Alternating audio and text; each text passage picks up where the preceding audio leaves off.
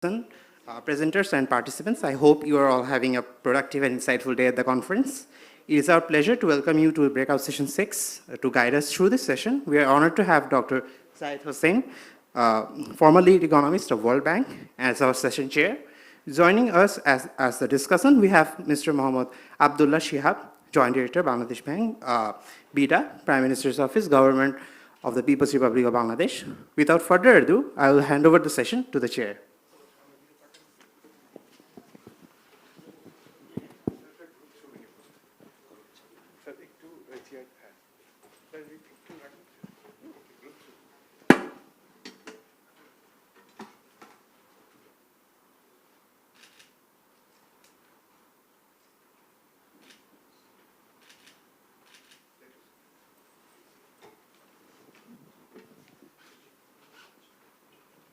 Well, thank you. I hope you have enough caffeine in you to stay awake. This is post-nap time. We have 4 papers basically looking at how macroeconomic policies, particularly monetary and fiscal policies, work in practice. And these papers go beyond simple relationships like exchange rates or fiscal policy, and they try to look at the mechanisms that drive the effects of monetary and fiscal policies. And the organizers were efficient enough to share the papers with us at least, I think, more than a week ago. So I have had the opportunity to look at both the papers and the presentations. And I think you can look forward to some thought-provoking discussions here. And basically, one of the key takeaways that I had by looking at the paper is that there is no one-size-fits-all types of policy that works in different contexts. So the context, expectations, and measurements, these matter a lot.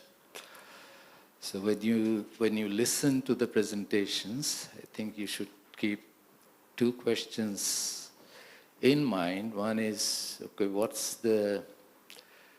is the result or the main takeaway from the paper? And what is driving it? The evidence and how sensitive the evidence they are providing to the methods and assumptions that are used. Now, the organizers have given us very specific guidance on who would present for how long and how their behavior would be disciplined. And I think there is supposed to be a timekeeper here.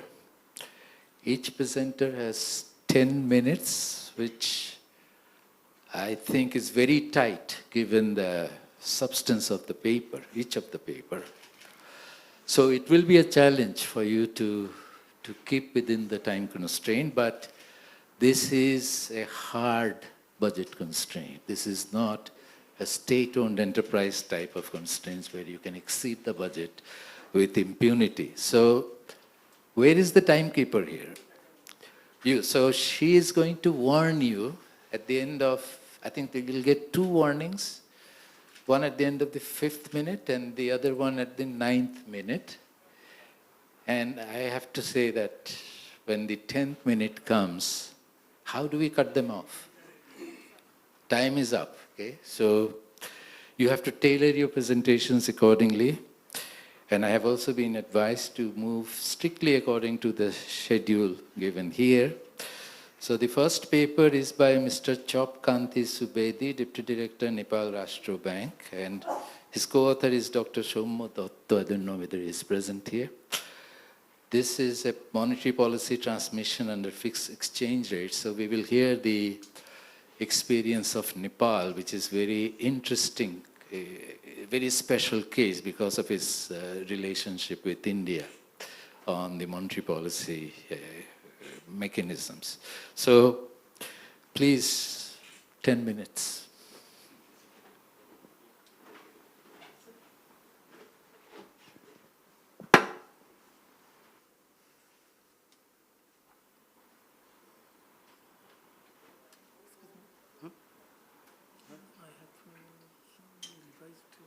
You have a revised version? Okay, you can. Just quickly about yesterday's mail. Okay, did you send it in the mail? Did you send Yeah, it? Okay. Okay, I think you have to send it to this mail actually. Okay, wait.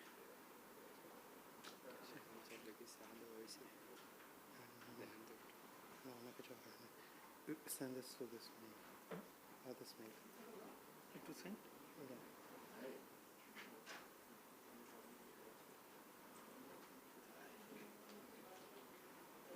Okay, let me just check.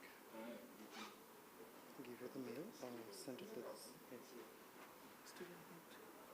Oh, okay, okay, but I think, wait, let me check. This should be in the conference mail.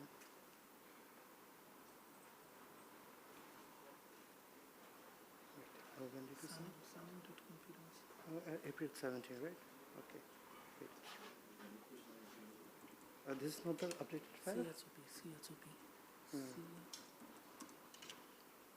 This is not the updated file. Yeah. I just showed you. This is not the updated file. 17. Which one is 17? This is not the updated No, file. no. Okay. Wait. 17, yeah. This Just one. open that mail. I think at the last. No. That is not. That is not. I think this is back. Just Wait.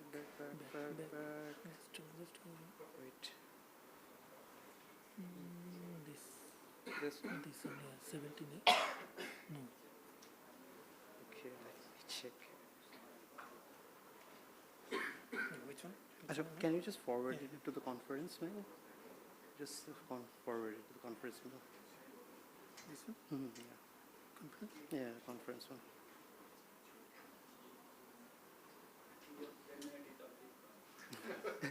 Extremely sorry for the delay, for the technical issues.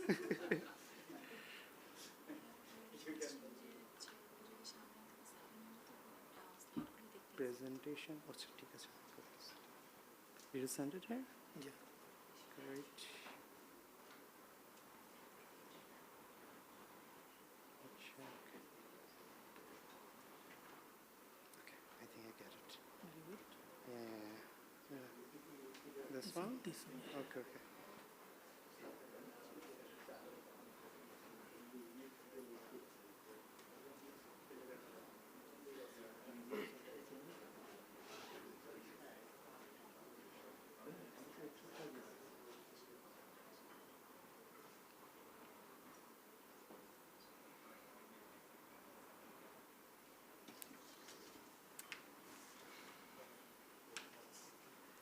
Can I request the chair, discussant, and the presenter to take the seat here? Because everyone is wanting to see the slides here.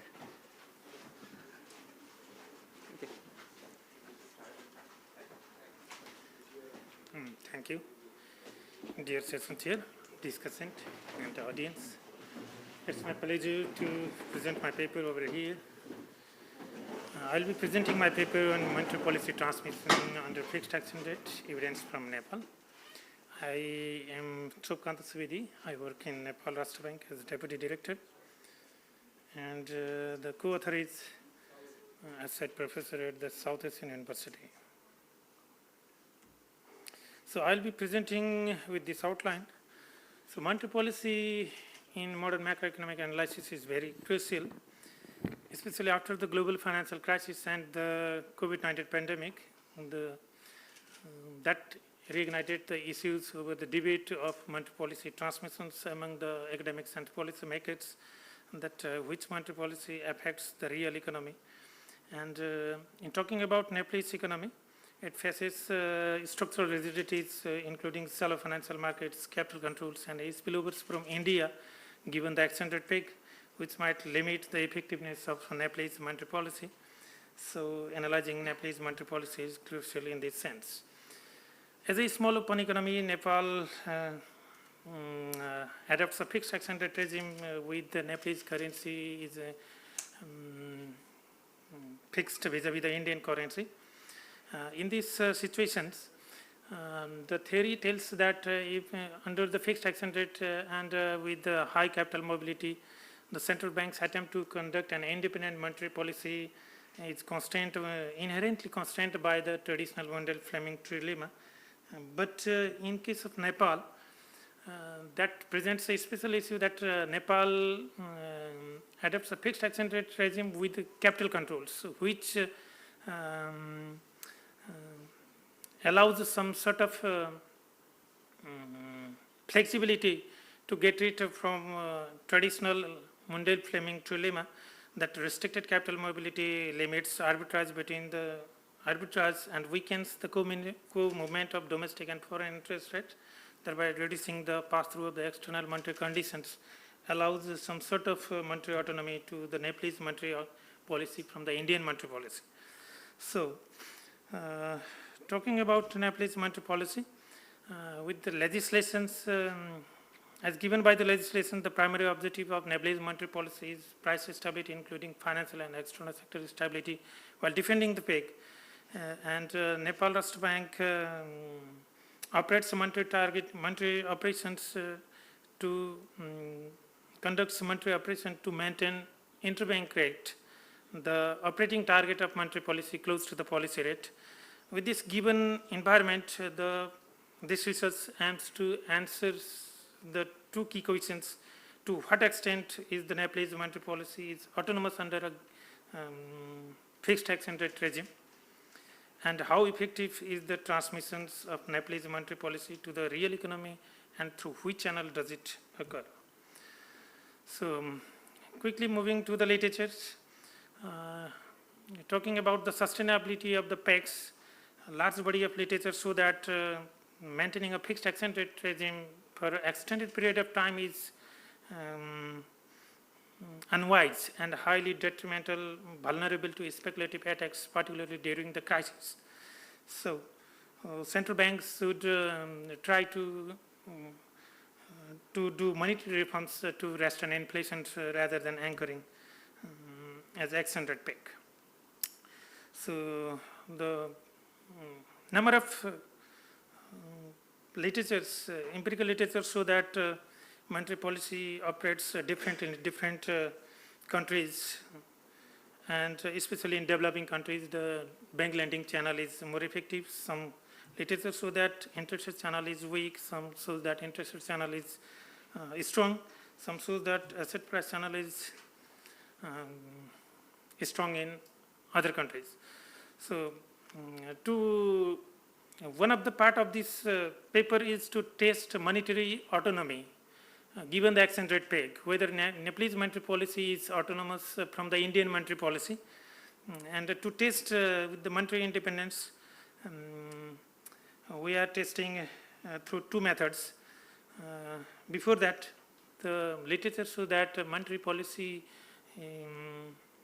the recent literature show that monetary policy is independent only if country's capital account is managed, and even flexible exchange rate do not guarantee the monetary autonomy, though it allows a higher monetary autonomy to the central banks.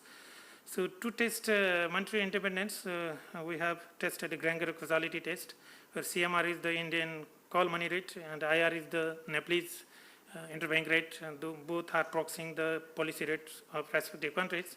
And the null hypothesis 1 so that that is rejected at 5% level of significance, showing that Nepalese monetary policy responds to Indian monetary policy. And also the monetary independent index as given by Eisenman et al. So that Nepalese monetary policy is partially autonomous, where RI is the interbank rate, money market rate of Nepal, and RG is the money market rate of India, the money market rate of host country and the best country. Maybe I will just skip this monetary transmissions mechanisms, theoretical mechanisms that how monetary policy operates through these traditional mechanisms. due to time constraints. So quickly reviewing the overview of the Nepalese financial system, that pass-through of the Nepalese policy rate to market interest rate is very weak. Here the interest rate corridor is not working perfectly in Nepal.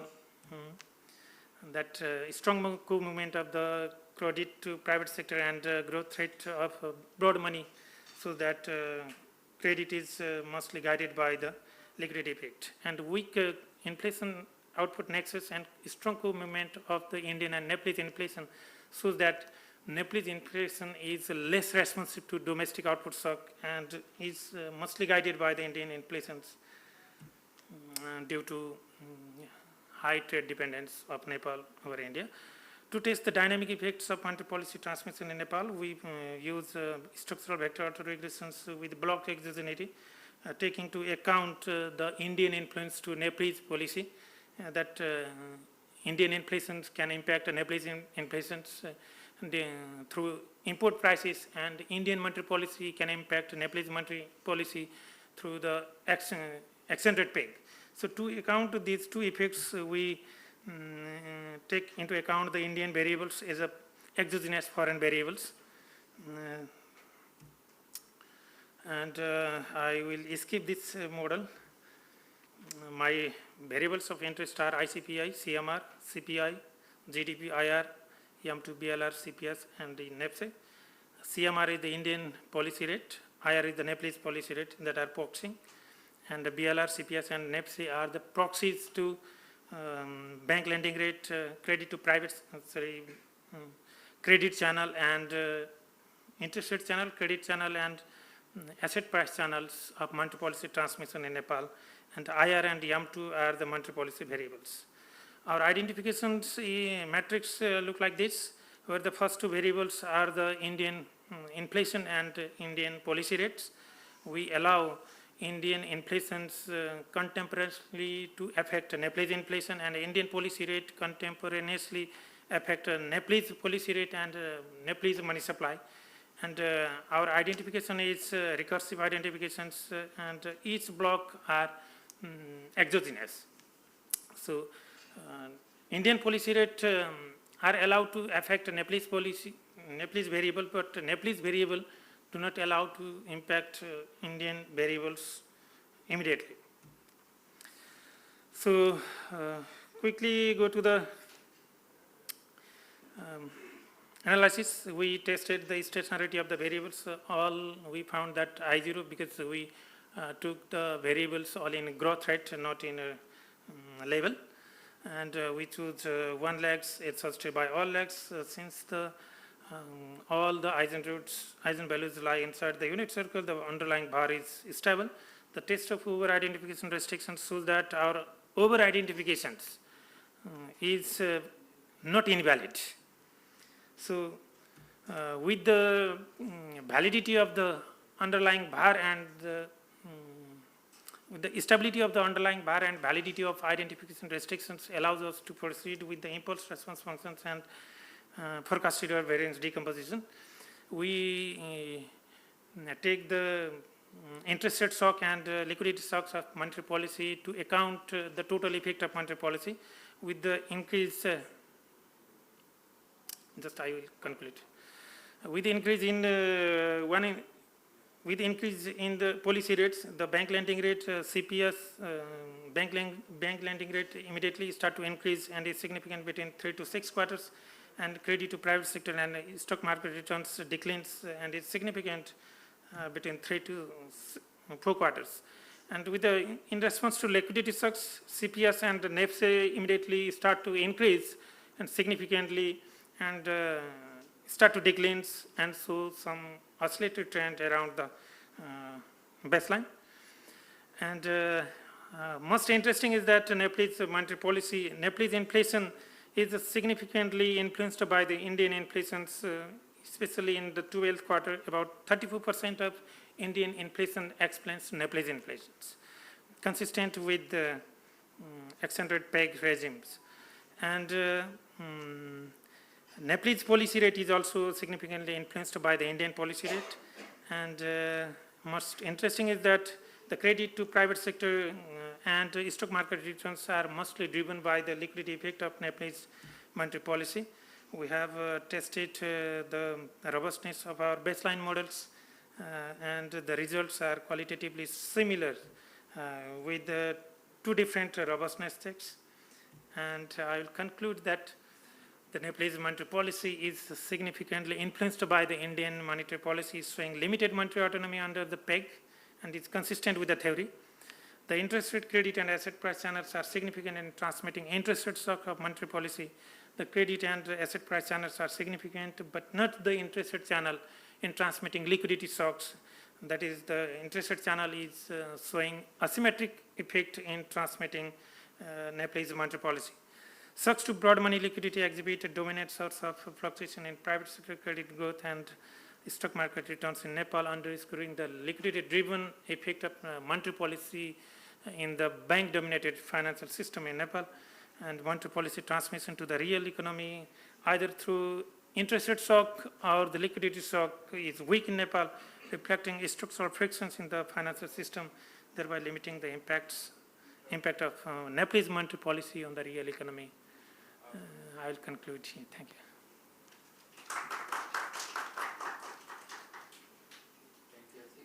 Take questions later, right? Yes, sir. Yeah. So the next paper is on FDI, exchange rates and firm gain in terms of real assets, by Mr. Ahmed Mehdi Nizam, as the Joint Director of Bangladesh Bank.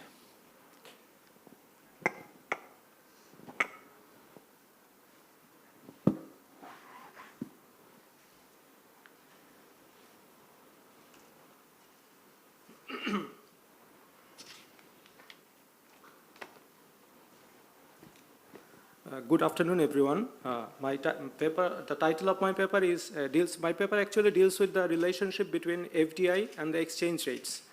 This is the title, and let's go now delve deeper.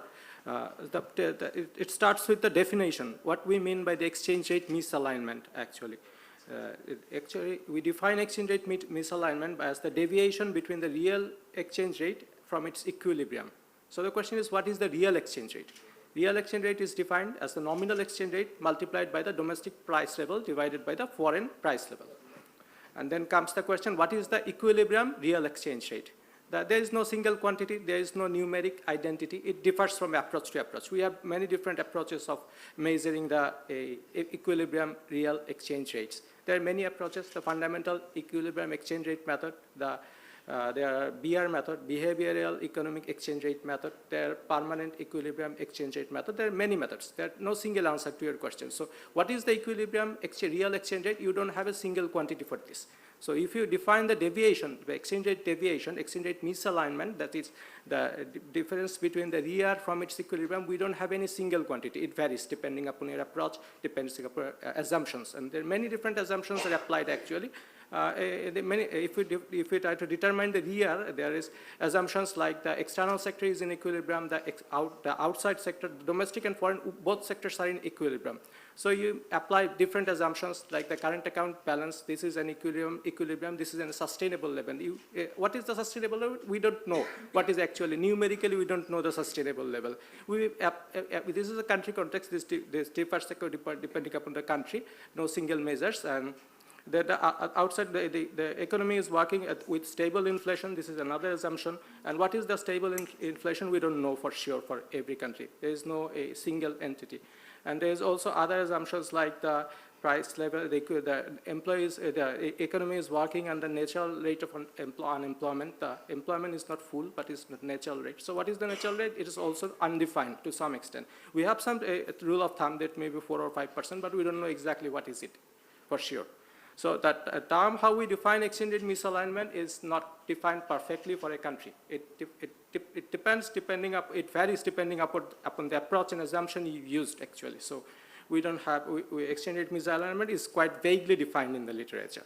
But so there is another thing, the real effective exchange rate. Whatever we have defined now is the real exchange rate, and now if we weight the real exchange rate by the trade volume of your respective trading partners, and then taking the product across all of your trading partners, then we will get the real effective exchange rate. Again, it suffers from the same problem.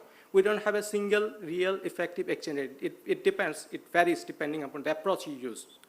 So that is the main problem. We cannot quantify the exchange rate misalignment. What is it, how much does it, and how it depends, it varies depending upon the context, depending upon the country, depending upon your assumptions you made in measuring the equilibrium exchange rate.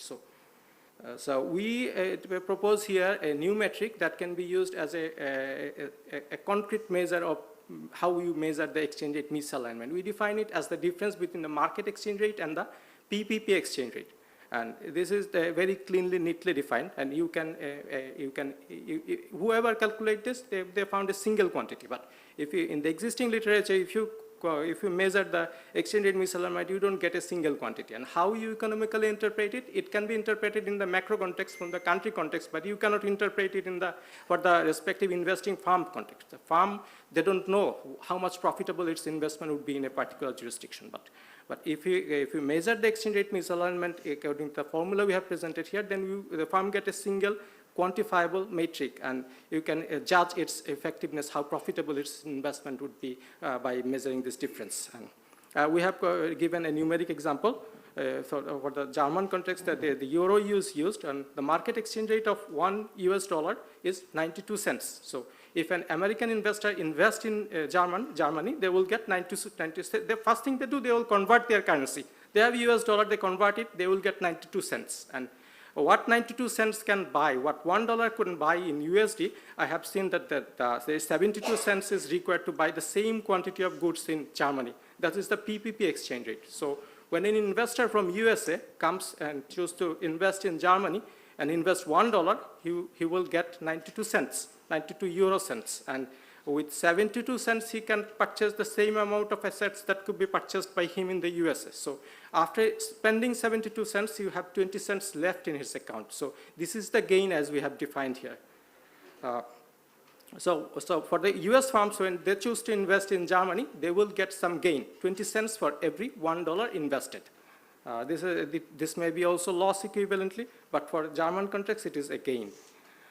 So what the existing literature deals, what the existing literature says about the exchange rate misalignment, it mainly focuses on economic growth, the host country, how the economic growth of the host country will be driven by such FDIs. The trade flows, how much the trade will flow as a result of these investments. The export performance, what the export performance will be enhanced by the FDI or not, things like this. And the firm's profitability issue is left undiscussed. The literature doesn't discuss how much the firm will be profited or will it incur some losses due to exchange rate misalignments. It is not practically investigated in the existing literature. So the other strands of literature, that is literature on FDI, that focuses on these things. The economic growth, it can promote economic growth in the host country. It has some environmental impact. Investing firm may transfer these outdated technologies to the host country, and thereby they can pollute the host country's environment. Also, they can also export the new technology to the host country. This is another direction.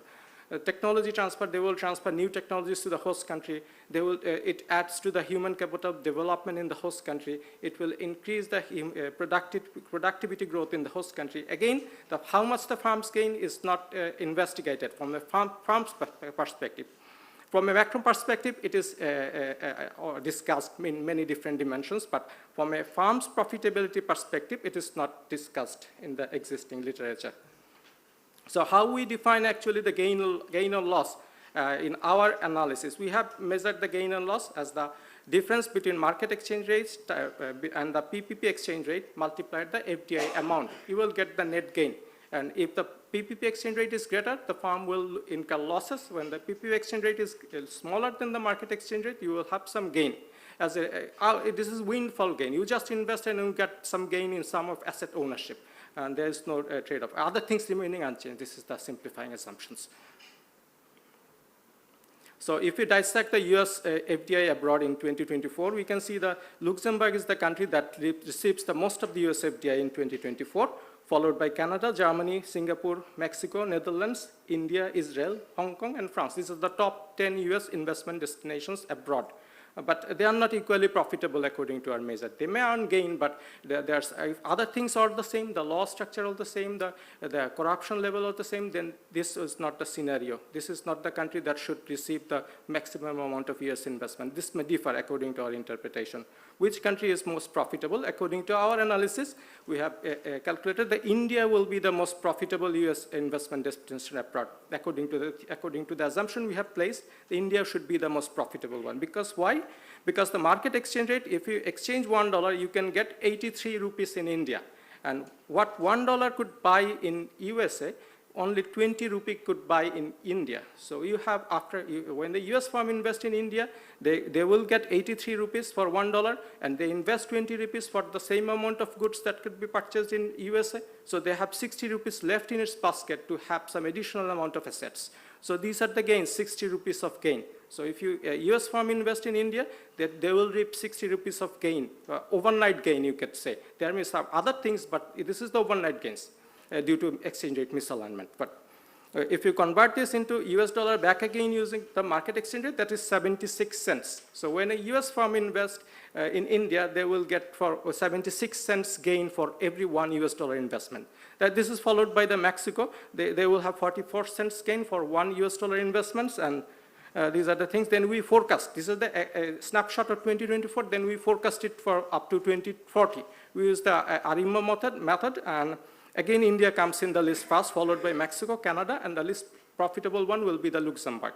And this is you can ask me what is the theory behind this. This theory is partly followed from the Balassa-Samuelson framework, which says the developing countries has less purchasing, the purchasing per PPP exchange rate will be less from the least developed countries because of the productivity differentials into the tradable sectors. And this is the main essence. This follows logically in part from the Balassa-Samuelson framework.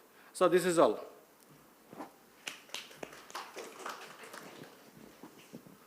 Well, thank you. Next, we have, do we have? Yeah, she is presenting online. Oh, she's presenting online. So Ms. Khaleda Nasreen presenting on the dynamics of fiscal policy in Bangladesh.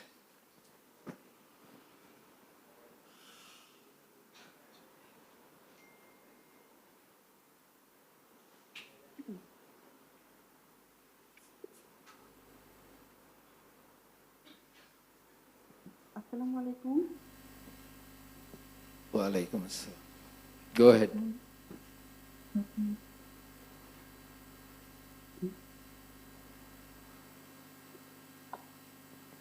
Honorable Chair, Dr. Zahid Hussain,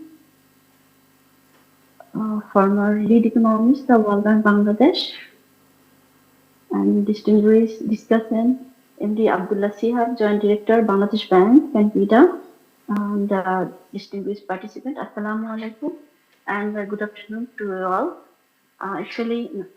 Recently I joined University of Reading. Before I worked in Finance Division as Deputy Secretary. So welcome you all to my presentation. It's about the dynamic effects of fiscal policy and economic growth in Bangladesh. I use 25 years data and the model, aerial co-integration model.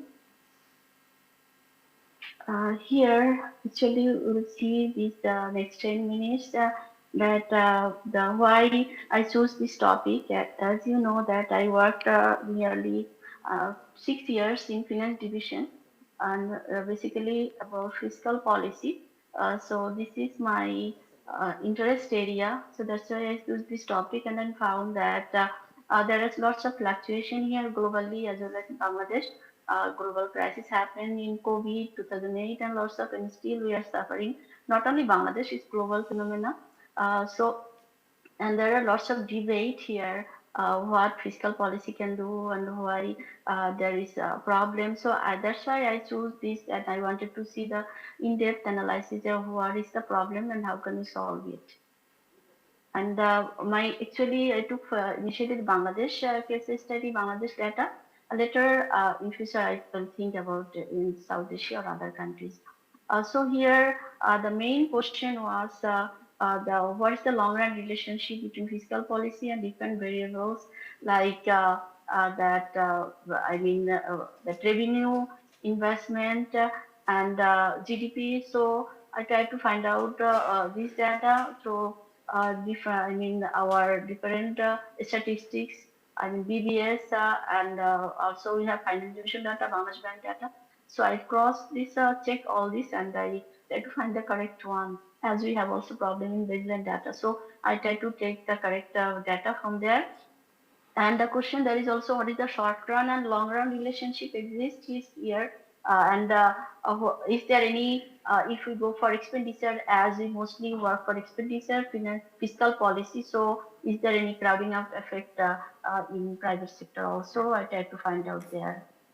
So actually, here there is also the data taken from 1999 to 2024, because this data is more stable, and I found in different area I already mentioned, BBS and other area.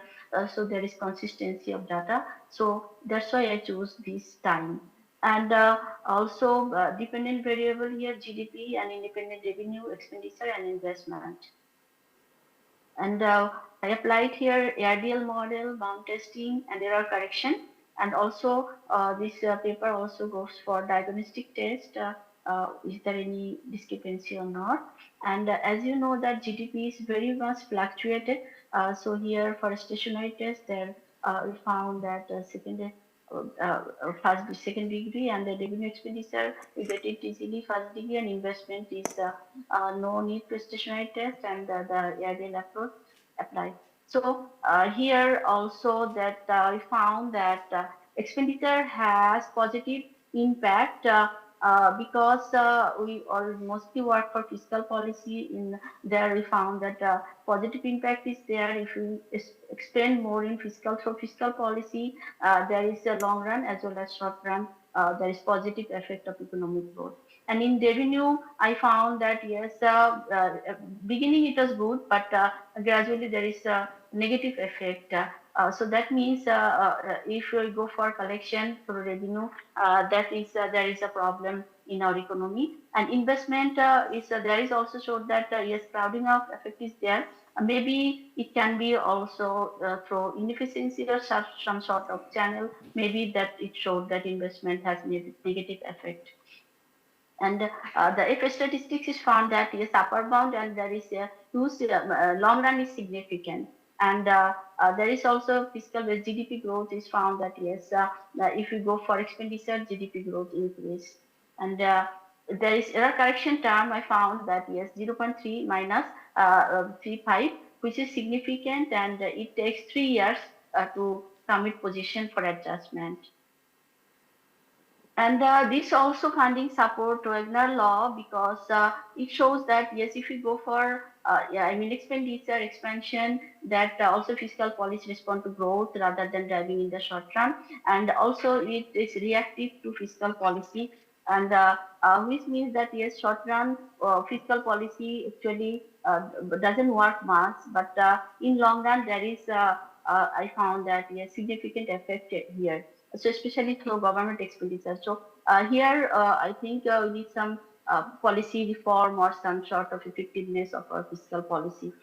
Through this data, I found it.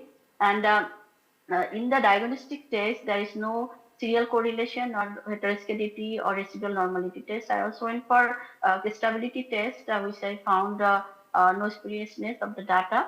And expenditure also, that overall actually showed that expenditure growth driver, and revenue actually hindered the economy, and investment also there need careful investment. So through careful investment, I think we can correct our economy and get this. So there actually through this which can, I went through some literature review and the data. It combinedly this policy can be taken that yes, effective policy should be taken for tax collection, and project management is important, spending, and about long run investment is also necessary, and proper investment, efficient investment is required for, and the qualities matter for fiscal policy. So the basic actually takeaway, there is fiscal policy, economic growth is close together, and which is really important to carefully handle. So here government can take a good initiative, and here we have lots to do, as I found through combinedly through literature review as well as through the data, 25 years data I went through. So basically, this was my finding. So yeah, I think it's really not that much, but it's my initial stage. So I will further invest this area, and I'm doing PhD here. So it's my topic also fiscal policy, and again fiscal policy basically.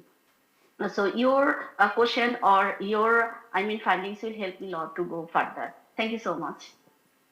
Thank you, Ms. Nasrin. I hope you will stay with us for the rest of the... Yeah. Yes, okay. So now we have the final paper on the role of central bank communication in shaping inflation anchors by Mr. Julkar Naeem, Deputy Director, Bangladesh Bank.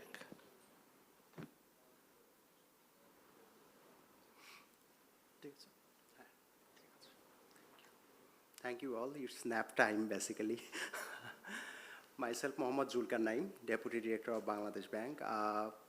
Recently, I just shared my research paper, The Role of Central Bank Communication in Shaping Inflation Anchor, Taylor Rule Perspective. Here, you know that at present, central bank communication has been branded as one of the most important part of our economy. But in the subcontinent, you see that it will be totally ignorance part of our central bank communication. But in ECB or other European country, they see the central bank communication is very important. You know, the study of the Taylor rule to explain how interest rates are set based on inflation and economic conditions. Using data from 2000 to 2023, the result shows that the good communication helps to control inflation and reduces uncertainty to make interest rate deficit.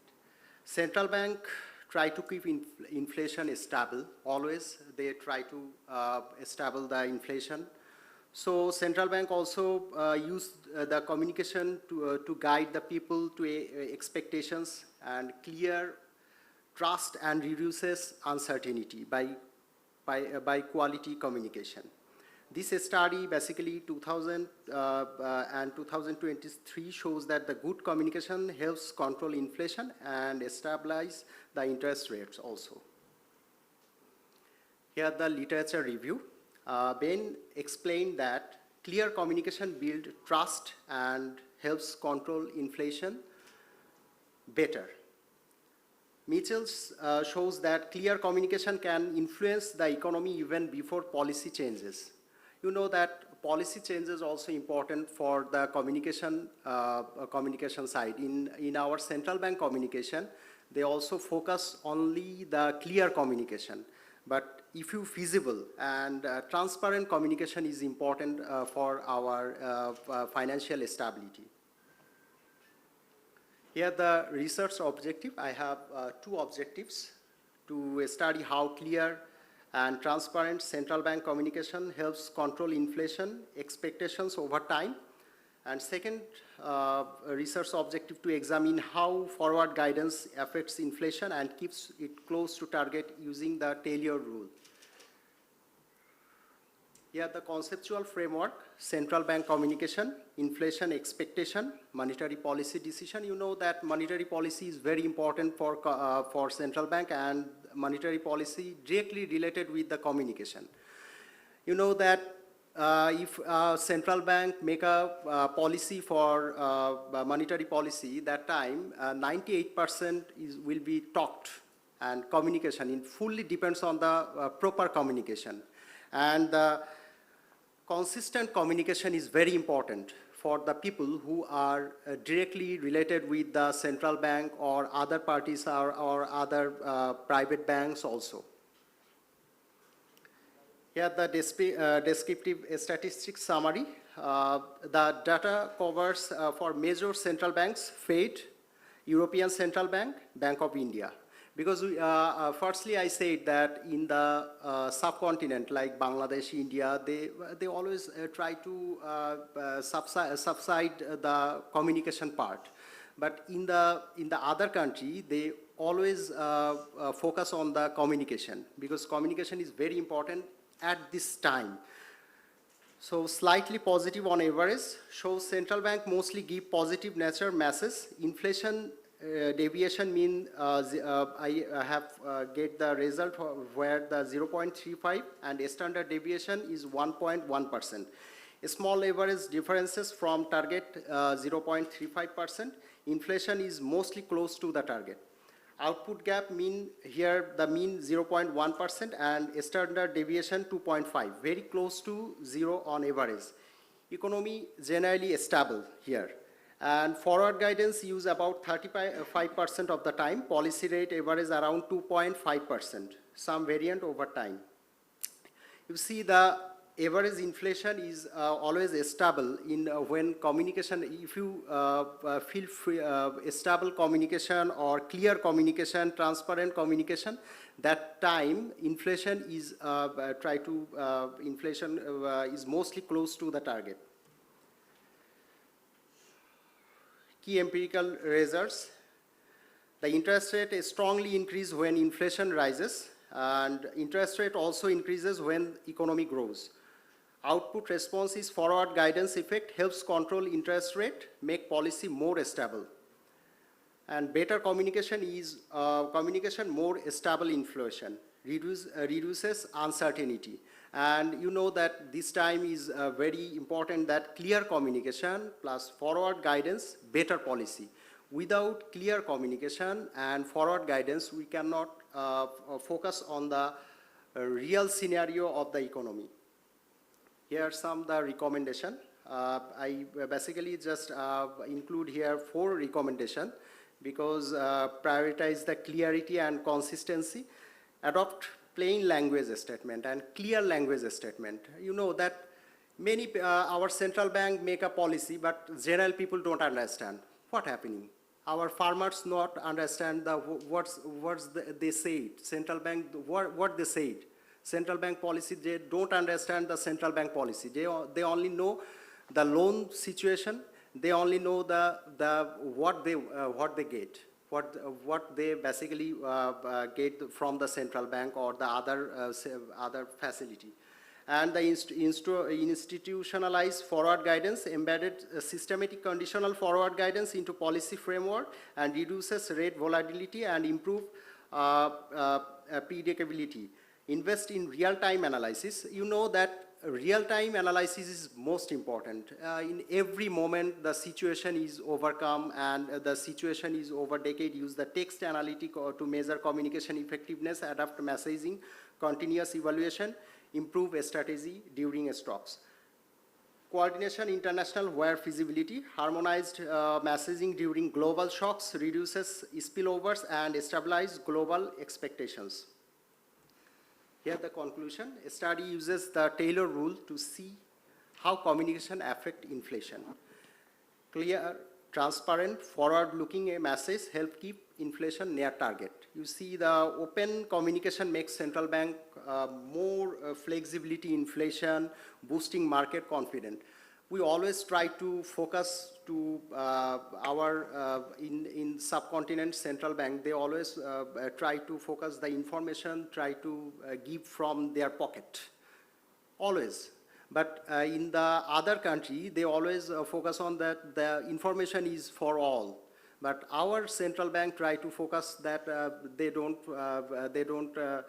release their only press release, or only some issues that will be happening in the other market. So they always only focus on the press release.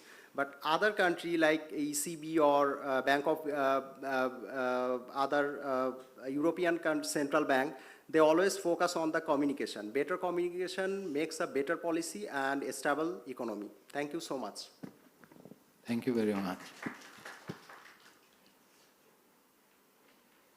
So should we move to, maybe our commentator can go ahead with your discussion of the 4 papers. Okay, go ahead, please.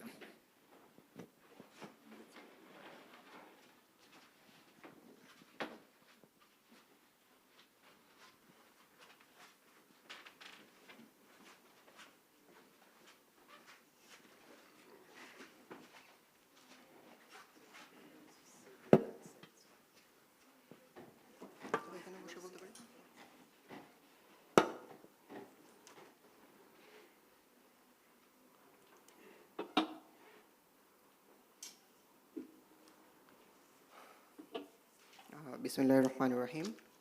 Good evening. Uh, I would like to express my sincere thanks to Sanem for inviting me in this session.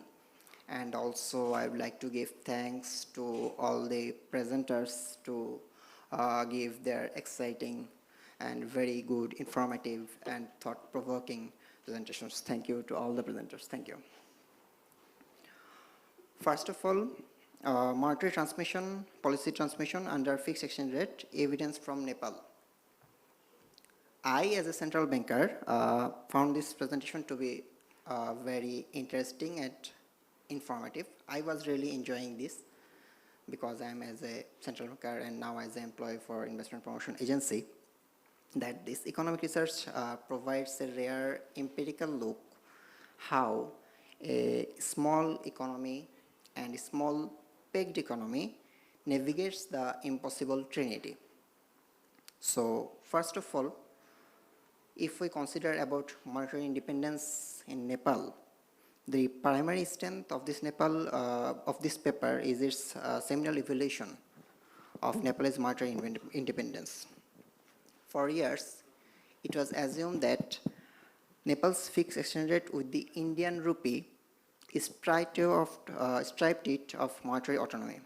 However, this provides an empirical look that an index computed 0.63 shows that there are some degree of monetary autonomy the Nepal Rashtra Bank are enjoying to control the domestic economy. This is a significant findings because it demonstrates that by managing capital accounts and utilizing the sterilization technique, a central bank can indeed maintain monetary autonomy. But in respective of monetary policy effectiveness, the paper showed that monetary policy is effective through only credit channel and asset price, but there is a weak pass-through of interest rates. That means while the central bank can change its policy rates, market lending rate and deposit rates do not respond quickly or strongly, which effectively constrains the monetary transmission.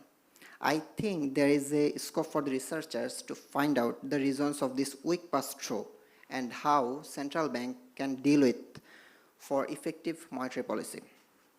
Another interesting finding of this paper is the price puzzle. What does it mean?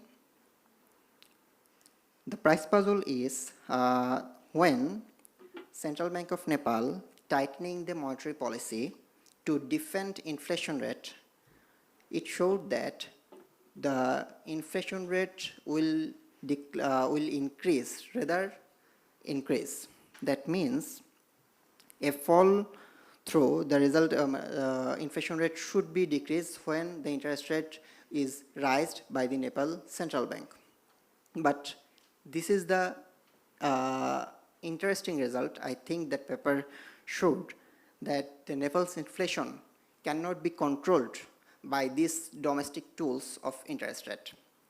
I think the reason beside is that the Nepal's inflation is more supply side driven rather demand sided. Moreover, imported goods from India making these domestic demand side tools like interest rate largely ineffective at controlling prices. Interestingly, Indian inflation and Nepal inflation rate moves together. The data shows in that paper that they do two statistics of inflation rate, they are moved together. Another interesting findings is that when money supply decrease in India, it reacts in Nepal that the interest rate will decrease in Nepal and money supply will increase in also in the Nepalese market. That means these macroeconomic variables are interrelated between India and Nepal.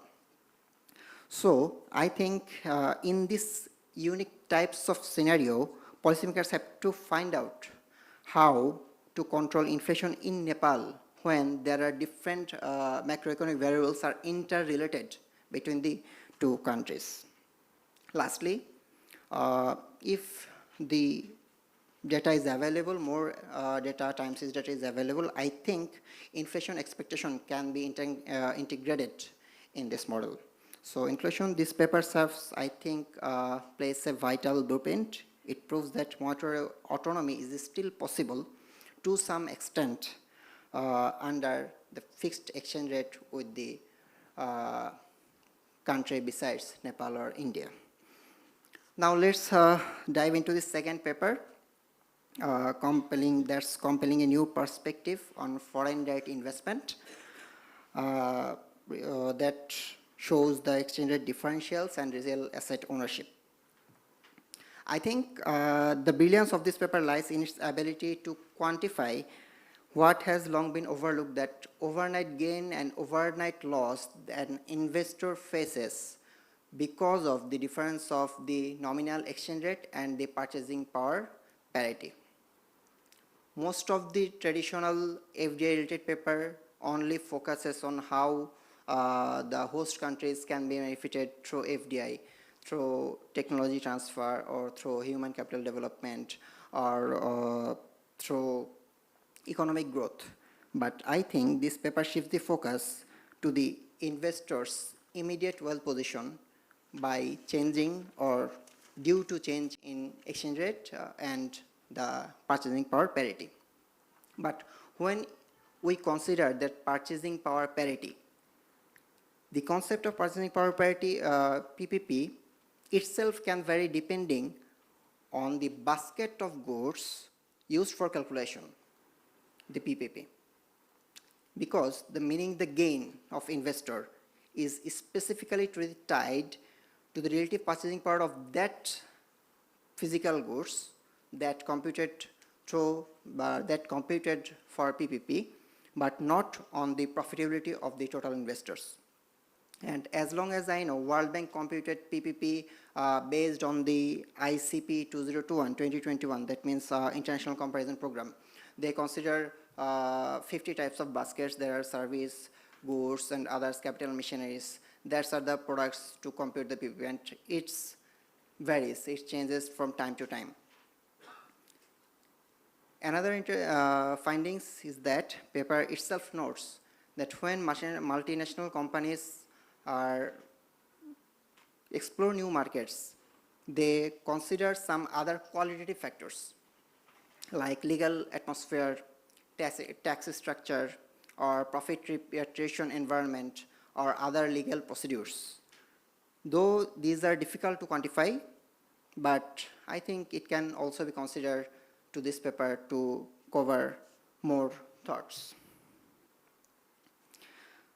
Furthermore, the study relies on ARIMA models for forecasting 2023 to 2040 forecasts. While statistically stable in this context, are inherently dependent on the future, on the historical trends, may not fully consider certain account of unpredictable geopolitical shifts. For example, we are facing a Middle East war situation. In these types of situation, exchange rate, PPP can be drastically changed.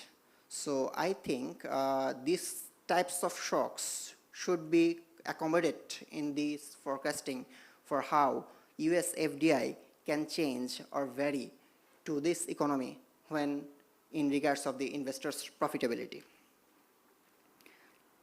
In my view, examining the profitability of US foreign direct investments in developing economies, including Bangladesh, I think it would yield meaningful insights for our country if researchers introduce developing economies like Bangladesh. I think it is also for us, it would be for us interesting scenario, and we can also gain some other thoughts and knowledge about US FDI on how it can affect in our Bangladesh economy. Thirdly, let's move on another vital piece of research by Khaleda Nasrin, Deputy Secretary, about the intricate relationships between fiscal policy and economic growth on Bangladesh. First of all, the author employs the ARDL approach, which is particularly appropriate in this here because the variables are exhibits mixed order of stationarity between 0 to 2. So I think statistically it is robust and not merely coincidental. The power of expenditure, I think this paper confirms a strong positive impact of public expenditure on GDP in both short run and long run, confirming the Keynesian view that government spending is the primary driver for the economic growth. Mr. Shihab, I think you have to speed up a little. Okay, sir. Yep. And the revenue burden, critically, it identifies that revenue generation currently has a contractionary effect, suggesting that economic growth itself drives, suggesting that the tax burden may be hindering economic expansion. What I want to highlight in this paper, the efficiency gap in investment. One of the most striking findings is that public investment has a negative long-run impact due to potential crowding out effects or inefficiencies. While the paper identifies this problem, I think researchers have options to dig dive into the specific structural or administrative region, such as if there is any bureaucratic delays or corruptions or other things.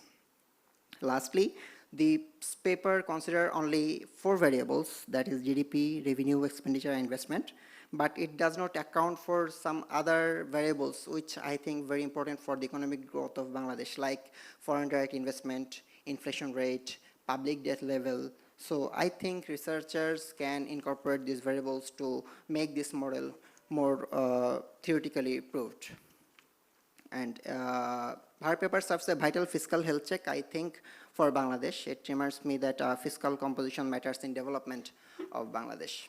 So lastly, to discuss the paper, interesting paper, the role of central bank communication in shaping inflation. I think this study provides a deep dive into how the words of central bank are just as important as the actions of central bank. That is, central bank, how to express central banks, their instruction is a very impactful through the market channel, and it reacts to control the anchoring the inflation level. This the primary strength of this paper, I think it is demonstration that central bank communication is no longer just as an add-on factor. Rather, it is a fundamental strategic tool. By analyzing 2000 to 2023 data covering major shocks like COVID-19 pandemic or financial crisis, the authors provide empirical evidence that clear and transparent communication significantly improves inflation anchoring. Furthermore, the study quantifies these benefits that noting the inflation volatility decreases approximately 15% during periods with high communication sentiment scores. Essentially, when the public markets understand and trust the central bank's message, actual inflation becomes more predictable and less volatile. So I recommended that central bank personnel should be involved in training on strategic communication with a focus on tone and linguistic simplicity to ensure the message reaches the general public, not solely for the financial experts. The study focuses exclusively on 3 major central banks: the Federal Reserve, the European Central Bank, and the Bank of England. Actually, these are the global leaders of world economy. These findings, I think, may not be directly applicable for emerging economies or for developing economies or these smaller central banks where there are different institutional framework. or lower levels of market trust. So it moves the conversation that what central banks do to how they say it. So making, I think, a vital contribution in our understanding of modern economic policy. Lastly, I'd also give thanks to all the audience and the presenters for keep patience and listening to me. Thank you. Thank you, Mr. Shihab. It's clear that you have gone through these papers in detail and your comments are very specific. Now, do we go into question and answer? So it's open.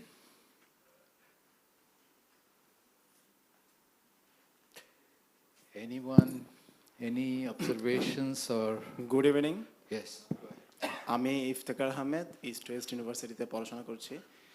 My question is for Mr. Ahmed Mehdi Nizam. So one thing I have noticed from your presentation that both Mexico and India are developing countries and USA is getting the highest possible ROI from them. And on the other hand, Luxembourg is a highly developed country and USA is getting least possible ROI from them. So can we conclude the same thing for the other developed and developing countries in the world? Thank you.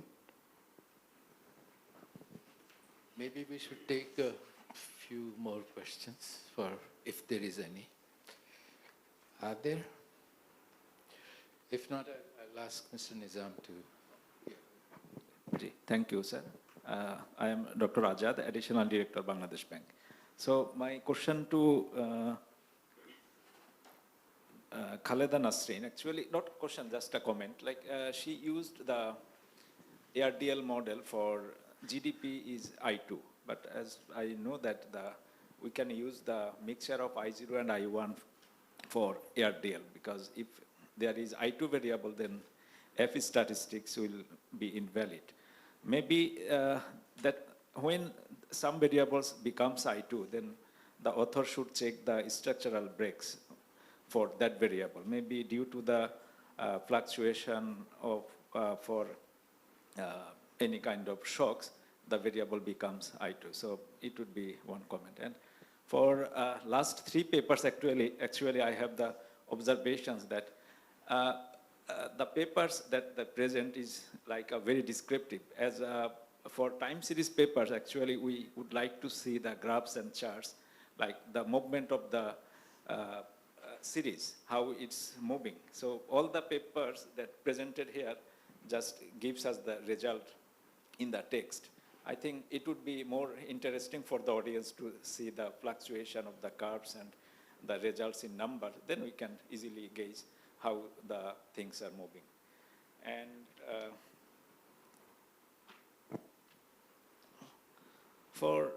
okay, I think that's all. Thank you. Thank you. Anyone else?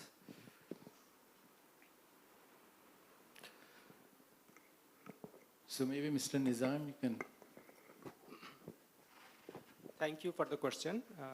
One thing first I need to clarify that it is not the ROI, return on investment. Return on investment is something that you calculate after 1 year of investment. Suppose you make $1 of investment into the economy, into India, and you get $20 of gain. So 20 cents of gain. So there's 20% return on equity after 1 year. What I am discussing here is the overnight gain.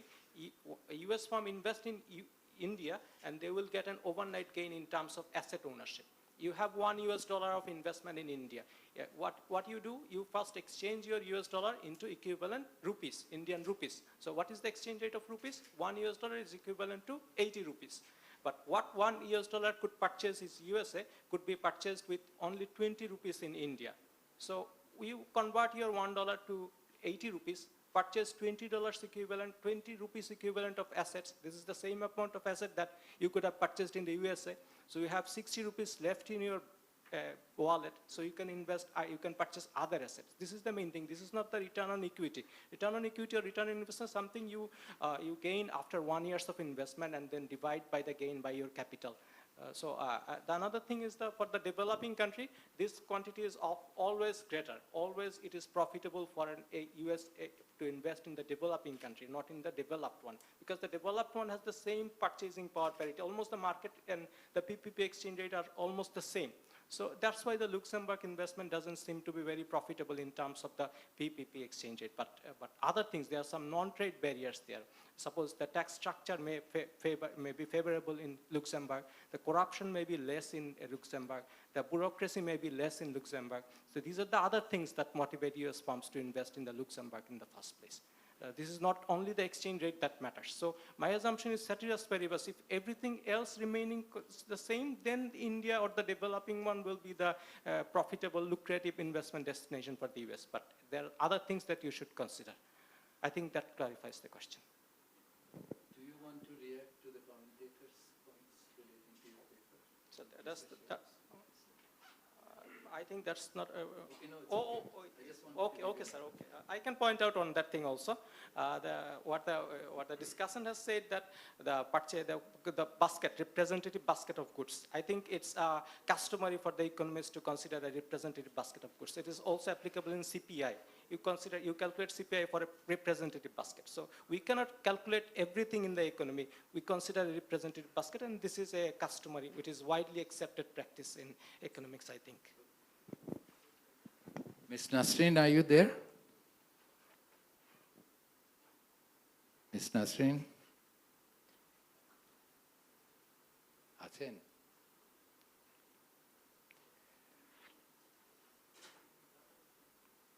I carefully handle this. So I try to overcome through this. And I'm taking that observation that that person he gave me. It's really interesting and important. I also feel that. But I try to go through a strong diagnostic test. So this way I just overcome this. Thank you so much. And do you want to react to the points made by the discussant on your paper? Yeah, that actually Abdullah Siavi perfectly mentioned about, yes, I should go for some deep insight about that other variables. Yes, I'll consider it. I also mentioned that, yes, this is my initial paper, so I took some variables which is particularly for my finance division related. But yes, I will do further advanced level, I mean, on this fiscal policy, and later I'll consider his suggestion. Thank you so much. Thank you. Anyone else? 1, 2, 3. 1, 2, 3 again. No? So maybe while you are thinking, we still have about 15 minutes to go. I would throw some questions to the presenters. And while Ms. Nasreen is there, let me start with your paper. I think your conclusions are very neat. I mean, the public expenditures have a positive effect in the short run. Public revenues have a negative effect. And these two findings are not surprising in the context of the theoretical literature. And the only surprising finding is the negative relationship in the long run between public investment and GDP growth. Now, one question I have is that maybe your findings are a little too neat. The reason I say that is what we know from standard macroeconomics is that the effect of public expenditure on growth depends on the state of the economy. So if the economy is in a recession, then a fiscal stimulus, whether it comes in the form of reduction in taxes or increase in public expenditures, that boosts the economy. That gives a boost to GDP growth. But if the initial state of the economy is expansion or output level above the potentials, then a fiscal stimulus may be counterproductive. So my question to you is, in your estimation, I don't see any variable that represents the state of the economy. So there is no conditional variable where you can control for recessions or expansions. So that could lead to biased estimates for the other variables that are included in the paper. And my second question also to you is, how do we, you have provided some speculative explanation that the negative relationship between public investment and GDP growth.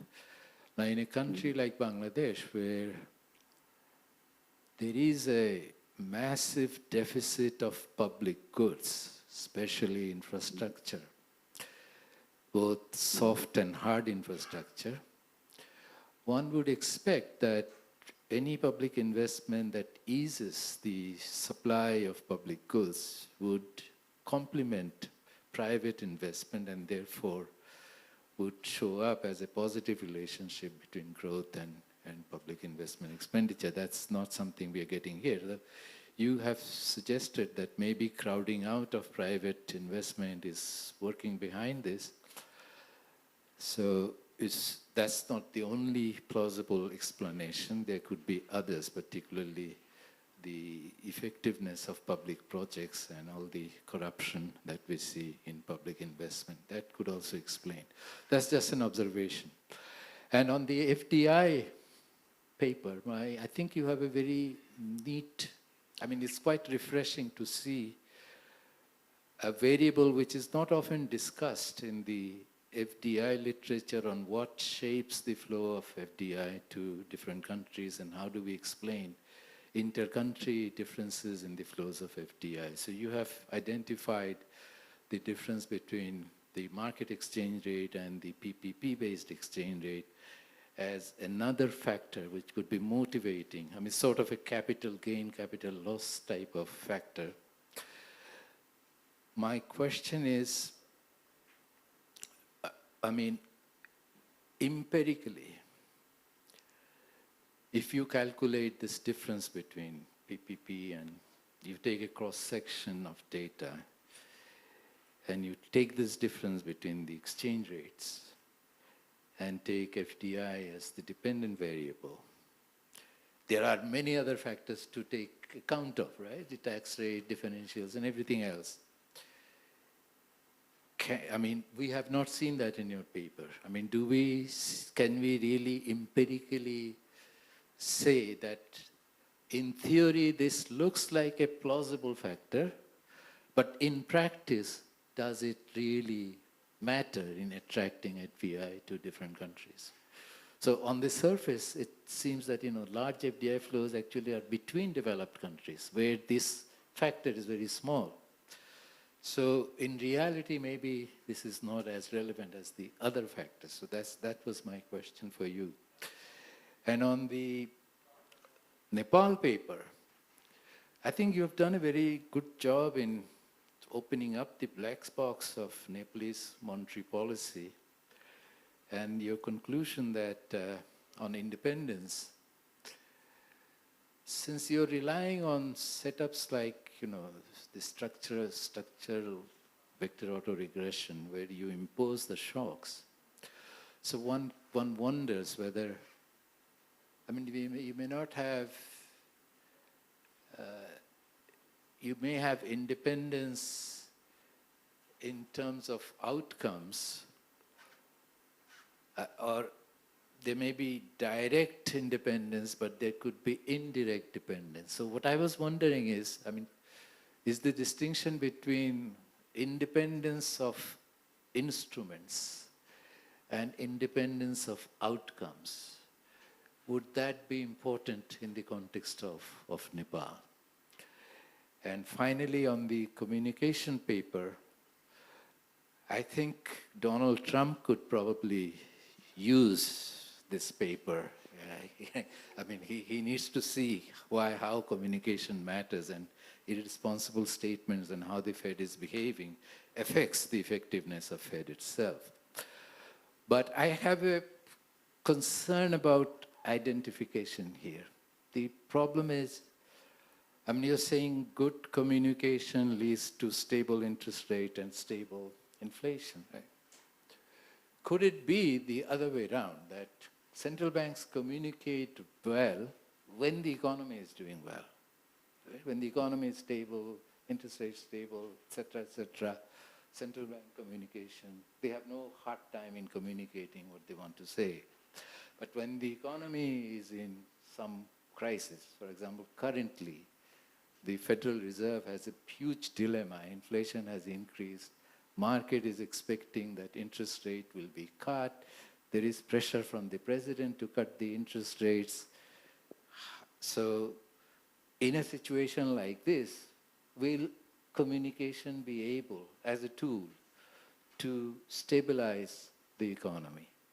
Or the claim that you're making about the effectiveness of communication as a side tool actually doesn't hold when communication is most needed.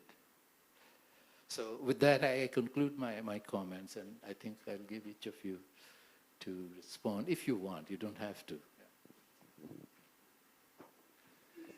Thank you, sir. So can I go to the discussion comment, and then I will come to your comment. So thank you, sir, for your comments and observations. I will try to respond as far as possible.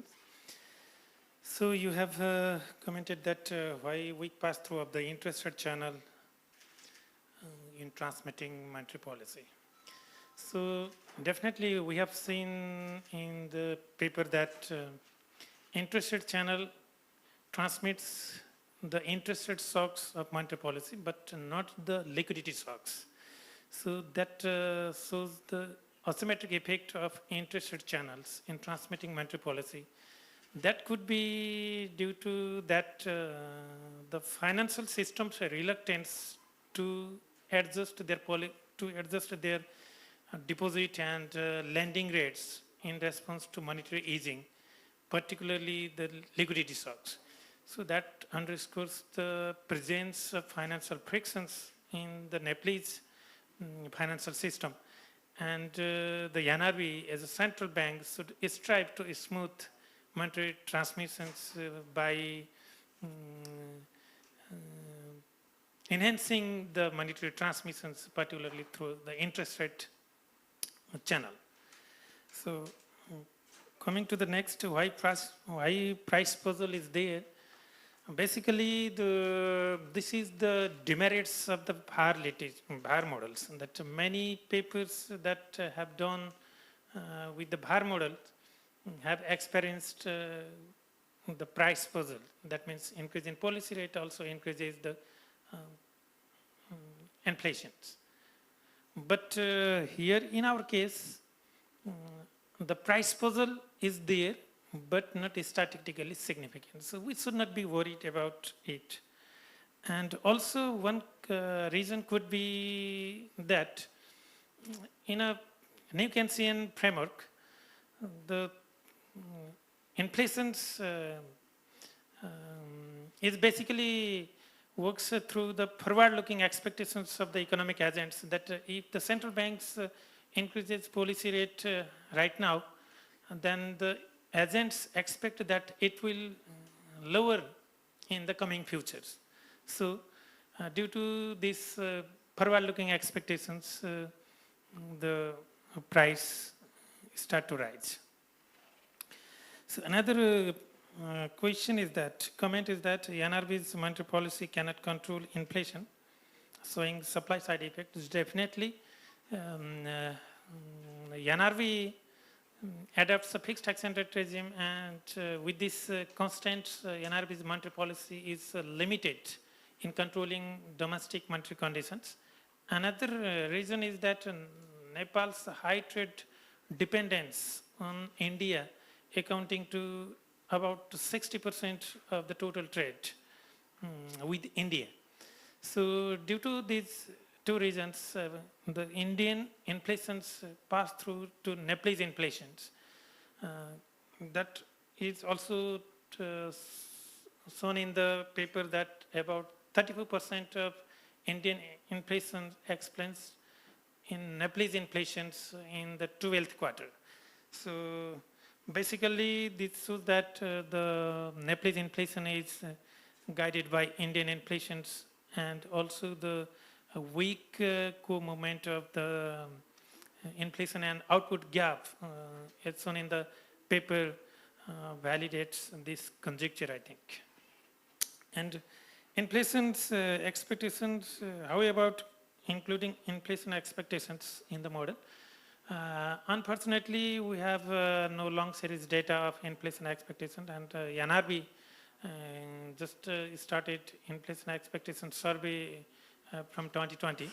So maybe the future research could include this variable in analyzing Nepalese monetary policy, but till now the time series data is very short, so I abstract this variable. And coming to the chair's comment, if I can, I will try to address it. In terms of monetary autonomy, whether to analyze the independence in terms of outcomes or independence in terms of instrument. Basically, if I understand, maybe my understanding could be wrong also. I'm taking the independence of the instrument, whether the Nepalese monetary policy is independently or exogenously determined by the NRB, or it just follows the RBI's monetary policy given the peg. Is the trilemma literature suggests that so that the host country's monetary policy should follow the best country's monetary policy if the central banks tries to defend the peg. But there is some waiver that and that is also justified, and many literatures have also proven that monetary policy can be independent if and only if the country's capital account is managed or controlled. Since Nepal's capital account is controlled, the Gini to index of Nepal is 0.16, which is very, very lower in comparing to other countries. So basically that helps to justify that Nepalese monetary policy is partially autonomous, and I'm taking in terms of instrument and not in terms of output. Thank you, sir. Thank you. We are almost out of time, so the others, if you want to respond, have to be very quick. Thank you very much, sir, for the question. Your question is whether empirically my paper's contribution can be empirically validated. This is not, the answer is no, because if we dissect the US investment, the top 10 US FDI destinations are the developed countries, and the only 2 is the developing countries. So there is some theoretical motivation for them to invest there, but there are some outweighing factors that should be considered. But one thing I need to mention here, that the low labor cost is a direct impact of low purchase exchange rate, PPP exchange rate, because you get the same amount of labor with very less amount of money. That's why the developing countries are also receiving FDIs, because the labor cost is cheap, and the other factors to be considered. Thank you, sir. Sir, your question, your comments is very important for me, that if any central bank fail to proper work, they must give clear information to people. It's very important, sir. We have this situation, and if central bank silent, people make a narrative. So central bank communication try to make narrative on crisis moment, and it is very important that central bank communication make a narrative when they give any proper, they make a proper sense or fail any type of work or monetary policy related issues or inflation related issues. So it's very important, sir, to make a narrative. Thank you, sir. Tapu, sir. Yes, Ms. Nasreen. Actually, Sir, about the first one question, right, sir, that I try to actually real economic conditions, the complexity I try to capture. And my study doesn't aim to fully capture all macroeconomic shocks, but rather to model the core fiscal growth relationship. And here I try to capture through revenue expenditure investment and through the ARDL model. And the second one is that about the public investment crowding out. Now here, yes, I know that this year showed negative relationship, and I try to further that capture that through PPP or proper project monitoring system, we can give that, as you suggest, that bringing this on board, private sector also can grow with through the public investment. So I'll try to capture this in later on. Thank you so much, sir. Okay, thank you. Thank you to the presenters and the discussants and the audience for your patience. Okay.